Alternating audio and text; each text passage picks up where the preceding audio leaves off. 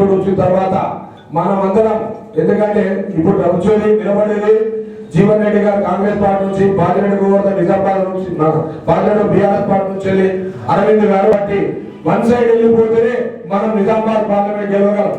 దాంట్లో పద్మశాలీల పాత్ర పెద్ద ఎత్తున ఉండాలని కోరుకుంటూ ఎక్కువ హైయెస్ట్ 36,000 ఓట్లు వస్తున్నాయి. ఓన్లీ జగ్త్యాలు ఎవరికొన్నాయి, కోట్లలో అయితే ఎక్కువ ఉన్నాయి, కోట్లలో ఎవరికి పెట్టిన ఎవరికొన్నాయి.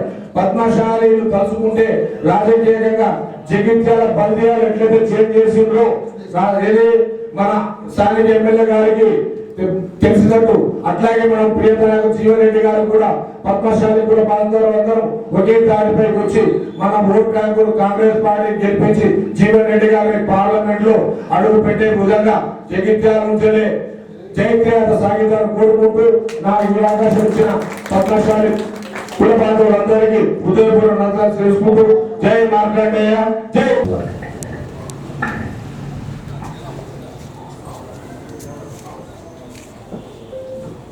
ఈ సమావేశంలో వేదికటువంటి గౌరవనీయులు ఎమ్మెల్సీ గారు జీవన్ వేదికటువంటి ధర్మశాస్త్రి లక్ష్మణ్ కుమార్ గారికి, వేదికటువంటి పద్మశాలి కులం శ్రీమతి విజయలక్ష్మి గారికి, గిరినమస్కర్ గారికి, నందయ్య గారికి, ఇంకా పెద్దలందరికీ మరియు సంస్థలను వేదిక కూర్చున్నటువంటి పద్మశాలి కులందరికీ నా యొక్క నమస్కారాలు తెలియజేసుకుంటూ, వాస్తవంగా నందయ్య గారు చెప్పినట్టు నిజంగా మనం తలుచుకుంటే, మీరు తలుచుకుంటే డెఫినెట్గా చేతి మెజారిటీ వారు గెలుస్తారు.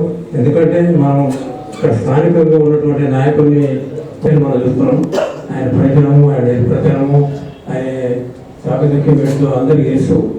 ఏదో కొన్ని కారణం వల్ల ఇది మనం జరిగితే ఇక్కడ కారణం కానీ ఇప్పుడు మన ప్రస్తుతానికి అందరం మనస్ఫూర్తిగా 100% ఓట్లు మరే కాకుండా ఇంకా ఇతర తెగితర ప్రజలందరి ఓట్లు కూడా పడే విధంగా మనం కష్టపడాల్సి వేసుకుంటున్నాం.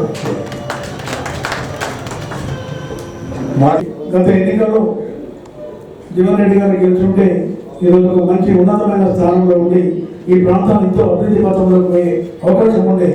కానీ మన దురదృష్టం, జగిత్యాల ప్రాంత ప్రజలు జీవన్ రెడ్డి గారికి వ్యతిరేకమైన తీర్పు ఇవ్వడం వల్ల ఈరోజు సార్ ఇక్కడ ఉండవలసి వచ్చింది. లేకపోతే ఎక్కడో ముఖ్యమంత్రి పక్కన కూర్చుంటే స్థాయి ఉండేవాడు సార్. కానీ మన దురదృష్టం, మన ప్రాంతానికి బాగా లేకుండా జరిగిపోయింది. మరి ఇప్పుడు మరొక అవకాశం మనకు వస్తుంది. మరి పార్లమెంట్గా సార్ పేరు రేపు డిక్లరేషన్ అవుతుంది. మన నిజామాబాద్ పార్లమెంట్కి వెళ్ళి మనం జీవన్ రెడ్డి గారిని గెలుచుకున్నట్లయితే రేపు తప్పక కేంద్రంలో కాంగ్రెస్ ప్రభుత్వం వస్తుంది. ఇంకా చాలా మంది జగిత్యాల ప్రజలు కూడా మళ్ళీ కేసీఆర్ అతను నమ్ముకొని జగిత్యాల ప్రజలు మళ్ళీ టీఆర్ఎస్ పోతున్నారు. ఇప్పుడు కూడా అటువంటి కానీ 2 సార్లు మోడీకి అవకాశం ఇచ్చింది, 3సారి అవకాశం లేదు. తప్పకుండా ప్రభుత్వం మారుతుంది, సారు గెలుస్తారు, సారు సకలంలో మంత్రి కూడా హృదయపూర్వకంగా ధన్యవాదాలు. నిజంగా ఈ రోజు పద్మశాలి బిడ్డ ఒక మున్సిపల్ చైర్పర్సన్ గా కూర్చుంది అంటే జీవనన్న గారి ఒక పద్మశాలికి దక్కిన పీఠం అనేది తనకే దక్కాలని కాంగ్రెస్ పార్టీ అధికారంలోకి వచ్చినాక జీవో తీసుకొచ్చి, స్పెషల్ గా జీవో తీసుకొచ్చి ఈ రోజు పద్మశాలి బిడ్డకి ఆ పదవి దక్కే విధంగా చేసిండ్రు. అదేవిధంగా మేము అధికారంలో అంటే మేము పదవిలో ఉన్నప్పుడు జీవనన్న గారు ఎమ్మెల్యే ఉంటే అప్పుడు ఒకసారి పద్మశాలి కుల సమావేశానికి వెళ్ళినప్పుడు పద్మశాలికి సంబంధించిన కొండ లక్ష్మణ్ బాబూజీ గారి విగ్రహం మీకు తప్పకుండా జగిత్యాలలో ఉండాలి అనే విధంగా వాళ్ళందరినీ కూడా అడగడం జరిగింది. శ్రీ హనుమాన జ్యోతి గారు వారి సందేశాన్ని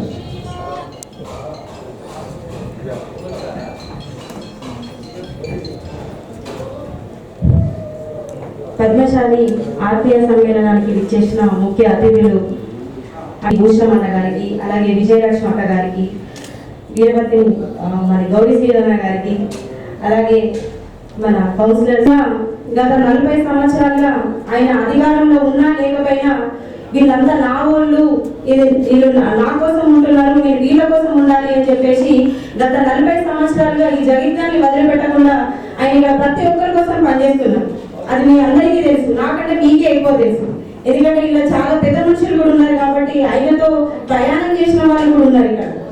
సో ఇప్పుడు మన కోసం ఏంటిది అంటే కొండా లక్ష్మణ్ బాబూజీ గారిని అప్పుడు ప్రపోజ్ చేసింది జీవనన్నని, విగ్రహం పెట్టించడానికి కారణం కూడా జీవనన్ననే కాబట్టి మన మార్కండేయ గుడికి 5 లక్షల వరకు ఇచ్చిరని కూడా తెలిసింది. సో దానికి కారణం కూడా జీవనన్న గారే. అలాగే మన ఇక్కడ వర్తక సంఘంలో చిరు వ్యాపారాలకు పెట్టుకోవడానికి కారణం కూడా జీవనన్న తెలిసిన తర్వాత చాలా సంతోషం అనిపించింది. ఎందుకంటే జీవనన్న ఎప్పుడు కూడా ఎవరినైనా ప్రతి ఒక్కరి సమానంగా చూసుకునేంత ఒక మంచి మనసు, మచ్చలేని నాయకుడు ఎవరు ఉన్నారంటే అది జీవనన్న మాత్రమే. అలాగే ఇంకొకటి ఏంటంటే అన్న, నేను అందరి సమక్షంలో మీకు ఒక విషయం చెప్తున్నాను. మాకు ఇక్కడ చేనేత సహకార సంఘం అనేది ఏదైతే ఉన్నదో అది కొంచెం మా సంఘంకి రావాలని మిమ్మల్ని కోరుకుంటాం. ఎందుకంటే మీ వల్ల మాత్రమే అవుతుంది కాబట్టి మీరు దయచేసి మాకు ఈ సహకార సంఘాన్ని మాకు అందజేస్తే మాకు అందకంటే ఈ సంతోషం అంటూ ఇంకోటి ఉండదు. జరిగిందో తెలుసు, జీవనాన్ని లేకపోయినా అంటే ఈ ఏమంటారు మన ప్రభుత్వము లేకపోయినా కూడా జీవనన్న ఏం చేసిరు, చాలా వరకు డెవలప్మెంట్ అంటే కొంత ఫండ్ తీసుకురావడం జరిగింది. అలాగే ఇప్పుడు ఈ 6 నెలలు 7 నెలల లోపలనే నేను 50 రోడ్లు చేస్తా, 100 కోట్లైనా తీసుకొచ్చి నేను 50 రోడ్లు చేస్తాను. ఇదందరూ మీరు దయచేసి గమనించాలి. అలాగే ఇంకా బైపాస్ రోడ్ కానీ ఇంకా ఎల్ఎల్ గార్డెన్ నుంచి ఇంకా రోడ్స్ ఉన్నాయి, ఇవన్నీ నేను డెవలప్మెంట్ చేస్తామమ్మా. నేనున్న రోజుల్లో మీకు ఖచ్చితంగా ఈ జగిత్యాన్ని డెవలప్ చేసి చూపిస్తాను చెప్పారు. ఇలాంటి ఒక నాయకుడు మనందరికి కావాలి. ఇలాంటి నాయకుల కోసం మనందరం పనిచేయాలి. దయచేసి మీ అందరికి ఒకటే చెప్తున్నాను నేను, ఈసారి మనం పోరాడదాం, మన ఎంపీ సీట్ గెలిపించుకుందాం, మనం అన్నని పార్లమెంట్ లో కూర్చొని పెడదాం. నాతో పాటు అందరూ ఓకేనా? వ్యవస్థ నుండి నాకు పర్మనెంట్ టికెట్ ఇచ్చి ఆనాడు జీవన ఆశీర్వాదం చెందలేని సంవత్సరం ఎన్నికైనా అయిన తర్వాత ఇప్పటి వరకు ఏనాడు కూడా జీవనాన్ని విడిచిపెట్టకుండా కాంగ్రెస్ పార్టీలో సీనియర్ నాయకులకు అనుసంధానంగా మేము ఉండడం జరిగింది. దానికి మాకు ఇచ్చే గౌరవం మేము చాలా గౌరవం పొందాం. నా చిన్న రిక్వెస్ట్ ఏంటంటే పద్మశాలీల నుంచి యువకులు మొత్తం యువకులే కానీ యువతులే కానీ రాజకీయంగా ఎదగాలంటే కాంగ్రెస్ పార్టీకి జీవన దగ్గర రావాలి. 100% చెప్తున్నా, ప్రతి ఒక్కరికి భరోసా ఇస్తూనే ఇస్తున్నాం. అంటే ఎందుకంటే అంత నమ్మకం నాకు ఉంది. యువకులే కాకపోతే ఏముంటుందో ఏముండదు. 100% కాంగ్రెస్ పార్టీకి ఇక్కడ వస్తే జీవన దగ్గర మనకు రానున్నటువంటి ఎలక్షన్స్ ఉన్నాయి. మున్సిపలే కానివ్వండి, గ్రామ పంచాయతీ సర్పంచ్లే కానివ్వండి, ఏదైనా కానీ రాజకీయంలో పద్మశాలీలు కూడా ఎదగాలి. పెద్ద భయపడాల్సిన అవసరం లేదు. యువకులు అందరూ రావాల్సిందిగా కోరుతున్నాం. ఈ యువత ఏదైతే మేము ముఖ్యంగా వచ్చినటువంటి యువత ఏదైతే మనకు ఒక అవకాశం, ఈ 2 నెలల వ్యవధిలో కూడా పార్లమెంట్ ఎలక్షన్స్ జీవన కోసం మనం కొట్టాలి. వాస్తవంగా నాకు ఈ జగిత్యాల పట్టణంలో ఉన్నటువంటి పద్మశాలి సేవా సమాజంతో ఉన్న అనుబంధం నాకు ఈనాడు కాదు. నేను 83లో మొట్టమొదటిసారిగా శాసనసభ్యులు పోటీ చేసినప్పుడు ఆనాడు ఇది తెలుగుదేశం పార్టీ అభ్యర్థి పోటీ చేశాను. ఆనాడు తెలుగుదేశం పార్టీ అభ్యర్థి పోటీ చేసినప్పుడు అంటే నాకు వాస్తవంగా అండగా నిలిచింది బలహీన వర్గాలు ప్రధానం చేపట్టారు. అది గ్రామీణ ప్రాంతంలో రైతాంగమే కానీ, రైతు కూలీలే కానీ, మన జగిత్యాల పట్టణానికి వచ్చే వర్గాలు ఏదైతున్నదో మన పద్మశాలి సేవా సమాజం నాకు అండగా నిలిచిందని చెప్పని నేను గర్వంగా చెప్తాను. చెప్పాను ముఖ్యంగా బట్టలు పడతాను, చిరు వ్యాపారంలో బట్టలు పడతారు. మన భూస రంగాలతో పాటుగా సిరిపురం గంగాభూషణ ఉన్నాయి. అంటే ఇక్కడ జగిత్యాల పట్టణంలో తెలుగుదేశం ఆవిర్భావం పనిచేసింది సిరిపురం గంగాభూషణ అని చెప్పండి. సరే, తదుపరి కాలంలో నేను టీడీపీతో విభేదించడం, కాంగ్రెస్ పార్టీకి చేరిన తదుపరి కూడా ఏదైతుందో వీరంతా కూడా తెలుగుదేశం పార్టీ చివరి వరకు ఏదైతుందో అంటే అది బలహీన వర్గాలు ప్రాధాన్యత ఇస్తుందని ఒక భావనతో కొనసాగి ఆ పార్టీ బలోపేతం గురించి చేసింది. అందులో భిన్నాభిప్రాయం లేదు. సరే, కారణాలు ఏమైనప్పటికీ నాకు మాత్రం ఏదైతుందో రాజకీయం ఒక విధంగా అరంగేట్రం నాకు ఆరంభం నుండి నాకు అండగా నిలిచింది జగిత్యాల పద్మశాలి సేవా సమాజం. ప్రతి గెలుపులో కూడా జగిత్యాల పట్టణంతో గెలుపు సాధ్యమే. జగిత్యాల పట్టణం లేకుండా గెలుపు ఇప్పుడు సాధ్యం కాదని చెప్పంటున్నాను. నేను గెలిచిన ఏడికే కానివ్వండి, 83లో గెలిచా నాకు జగిత్యాల పట్టణంతో, 89లో గెలిచిన జగిత్యాల పట్టణంతో, 94 ఆశ్చర్యపరిస్థితి పొందలేదు. అప్పుడు మిత్రుడు రమణ గారు ఏదైతే ఎమ్మెల్యే గెలిచి మళ్ళీ 96 ఉప ఎన్నిక వచ్చింది. 96 ఉప ఎన్నికలు ఏదైతుందో రాజకీయాలకు అతీతంగా చెప్పంటుండే, రాజకీయాలకు అతీతంగా ఆనాడు ఏదైతుందో అధికార పార్టీ తెలుగుదేశం పార్టీ రాష్ట్రంలో ఏదైతుందో 11 శాసనసభ స్థానాలకు పోటీ ఉంటే 9 టీడీపీ గెలిచింది. ఇక్కడ రెండు మాత్రం ఏదైతుందో కాంగ్రెస్ గెలిచిన రెండింటిలో జగిత్యాల ఒకటి. జగిత్యాల ఏదైతుందో ఆనాటి కాలంలో మనం కేవలం 1,10,000 పోలవుతే దాదాపు 54,000 మెజార్టీ గెలగాలని చెప్పండి. అంటే మామూలు విజయం కాదని చెప్పంటుండే. అంటే జగిత్యాల పట్టణ ఈ ప్రాంత ప్రజానికై నాపై ఉండేటువంటి అభిమానం, నా విశ్వాసం, నాపై ఉండే విశ్వాసం ఏదైతుందో నా జీవిత కాలాన్ని సేవ చేసిన మీరు రుణం తీసుకోలేని చెప్పండి. ప్రజా జీవితం ఒక విధంగా అదృష్టం నాటి జరుగుతుంది, ఒక విధంగా అదృష్టం నాటి. నాకు నేను అదృష్టవంతులు అంటున్నాయి, నాకు నా అదృష్టవంతులు. ఒక ఎన్నికలు గెలుస్తా, ఒక ఎన్నికలు ఆశ్చర్యపోతే పొందాలి.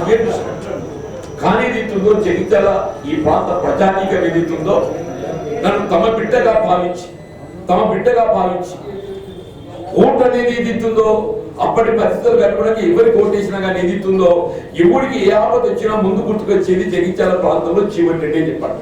ఇంతకంటే ఓటు అనేది ఏదైతుందో అది మన చేతులు లేదు. దానికి వివిధ పరిస్థితుల ప్రాబల్యం చెప్పంటున్నా. ఆ పరిస్థితుల ప్రాబల్యం ఏదైతుందో ఓటు ఎటుపోతుందో తెలియదు. కానీ ఆపదలు ఉన్నోడికి ఏదైతున్నదో ఒక విధంగా ఏదైతుందో ఒక విధమైనటువంటి ఒక ఆత్మస్థైర్యం కల్పింప చేయబడే విధంగా మార్గదర్శకం చూపే విధంగా ఈ తొవ్వలు పోతే మన సమస్య పరిష్కారం అవుతుంది.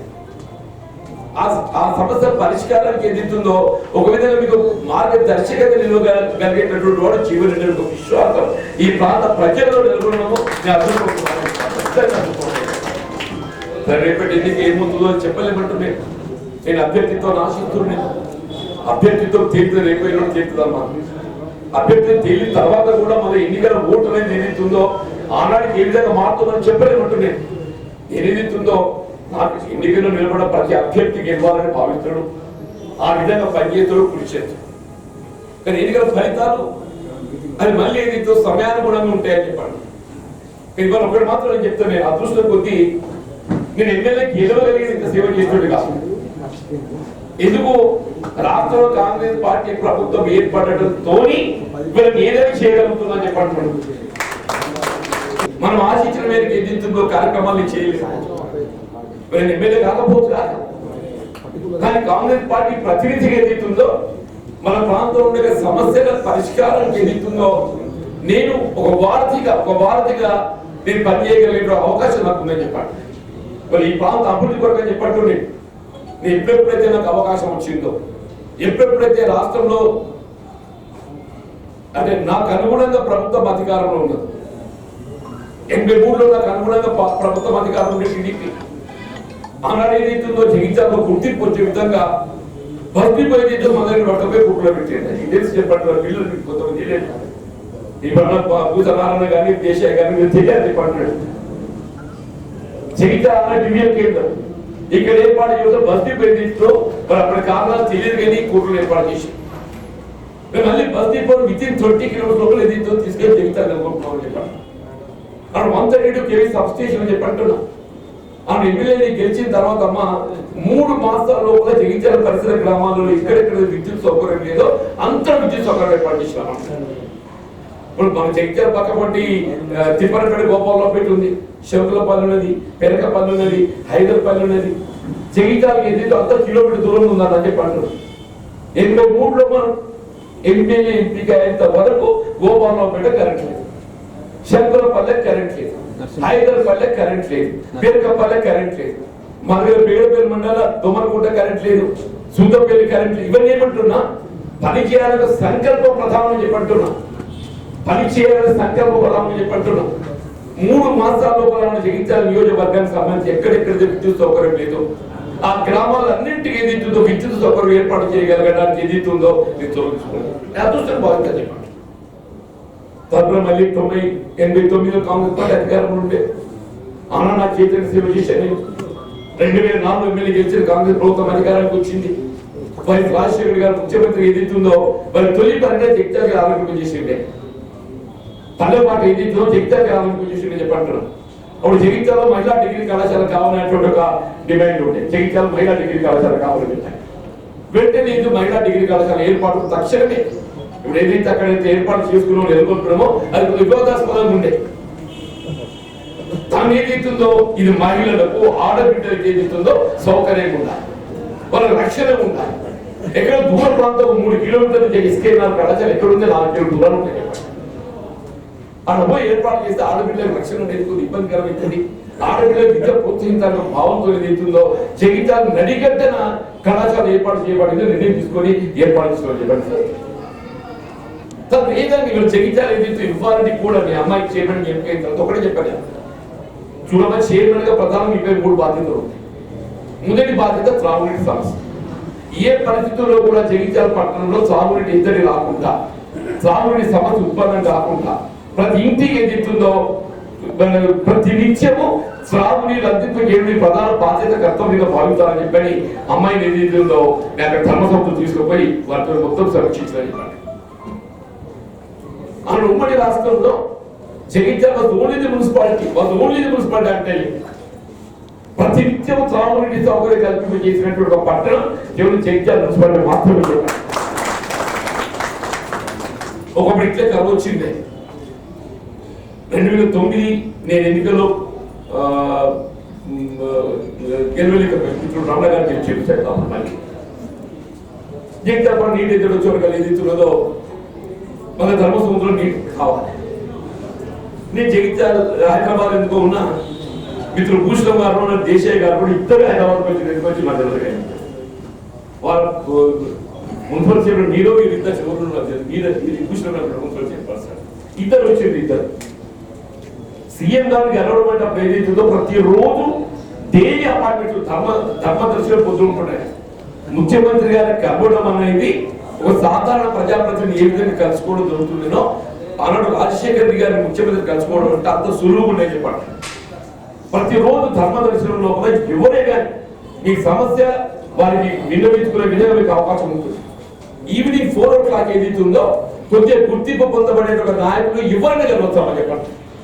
పార్టీకి సంబంధం లేదు, పార్టీకి సంబంధం లేదమ్మా చెప్పండి, ఎవరైనా జరుగుతామని చెప్పండి. నేను అలాగే ఏదైతుందో అక్కడ జగిత్యాల పట్టణంలో త్రాగునీటి సమస్య దృష్టిలో పెట్టుకొని ఈ భూషణం గారి దేశాయ్ గారి ఇద్దరిని కూడా ఏకైక రాజకీయ పార్టీ కాంగ్రెస్ పార్టీ. ఇందిరమ్మ తల్లికి ఆదర్శంగా అండగా పార్టీ కాంగ్రెస్ పార్టీ సైనికులు మేమని చెప్పండి. నీకేముందే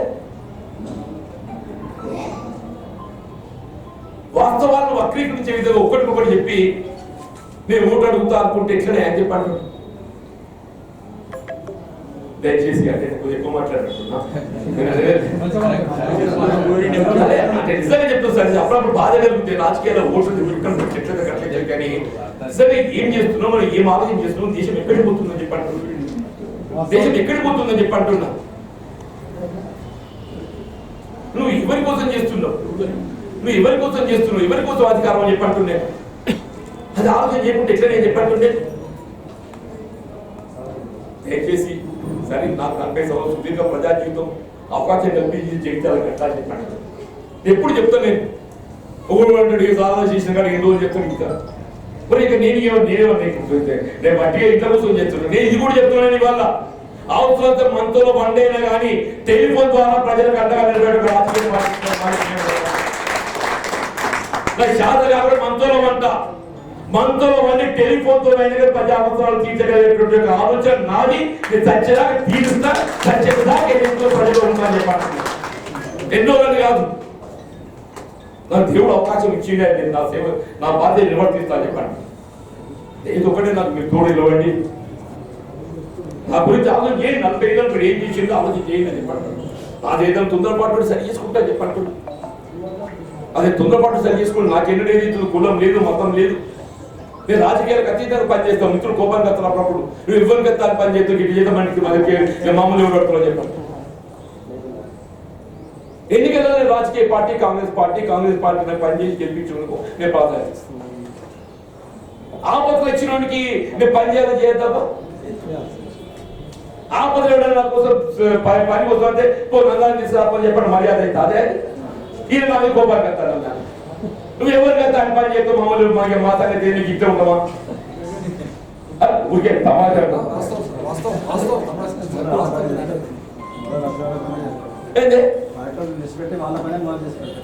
ఆపదలు ఉన్న చేసేటైతే ప్రజా ప్రాతినిధ్యం ఏం చెప్పంటున్నా. నువ్వు ఒక రాజకీయ పార్టీ సేవ చేయడానికి కొరికేటట్టయితే you're not fit to be elected as a legislator or parliament member అంటే నువ్వు ప్రజల సేవ చేసాకు ఎన్నిక కాపాడాలని చెప్పంటారు. పార్టీ సేవ చేయడం కాదు. నువ్వు ఎన్నిక కాబడేది ఏదైతే ఉన్నదో ప్రజలకు సేవ చేయడానికి, రాజకీయ పార్టీ సేవ చేయడం కొరకు కాదు. నువ్వు ఒక రాజకీయ పార్టీకి సేవ చేయదలుచుకున్నట్లయితే ఏ పని హోదా లేకుండా కూడా సేవ చేయొచ్చు అని చెప్పండి. దయచేసి అందరూ కూడా ఈ వేదిక కొద్దిగా నాకు ఎందుకో మంచిగా అనిపించింది. ఎందుకు మంచిగా అనిపించింది, ఎందుకు ఎదుగుతుందో నేను కూడా మనసుకి మాట్లాడేది. నేను ఆలోచనతో రాగా ఇవాళ ఏం మాట్లాడాలి అని చెప్పి రాగానే కాగితం కల పట్టుకొని రాసుకుని రాలేదు చెప్పంటున్నాను. ఇక్కడికి వచ్చినాక ఏదైతుందో మిమ్మల్ని చూసిన తర్వాత నాకు కొన్ని భావాలు వెలికి వచ్చింది, నాకు భావాలు వెలికి వచ్చింది చెప్పండి. తప్పకుండా నేను ఏదైతుందో తల్లి మీకు రుణపడి ఉన్న పద్మశాలి సేవా సమాజానికి నాకు దేవుడు అవకాశం ఇస్తే మీరు రుణం తీర్చుకుంటా చెప్పడం.